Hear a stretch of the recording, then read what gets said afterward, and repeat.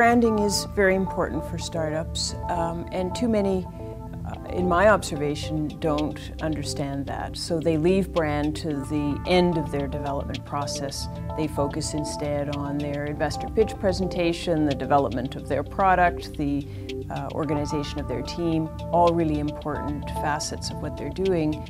But having a story and a clear image and a sense of purpose is easily as important as those other matters, and every startup should be working on that from day one.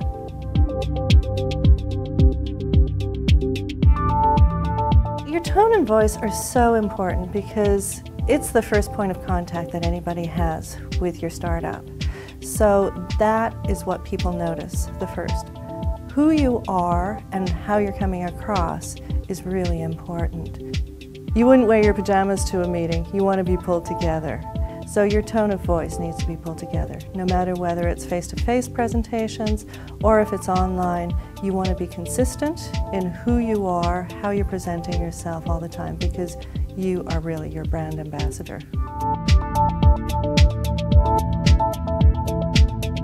I think there is a big idea, and there should be a big idea behind every startup. In my capacity as an advisor at Mars, I've seen even really young kids, mature business people, they're doing this for a reason. There's some difference they want to make, some change they want to see happen, some purpose that drives them. And the more that they can translate that into the brand idea, the driving force, the story, the more powerful and inspiring they're going to be.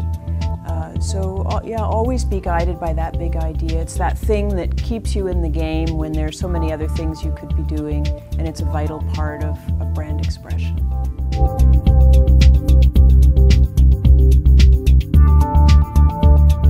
Building the minimum viable brand is an idea I really basically completely stole from Eric Ries, who wrote the Lean Startup, and he talks about the minimum viable product, which is a beautiful idea. The brand should accompany that minimum viable product.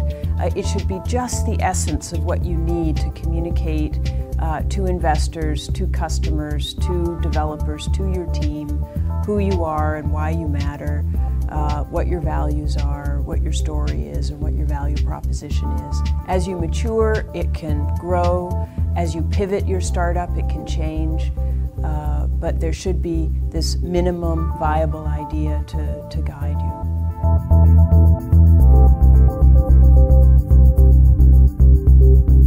Think of it like a store.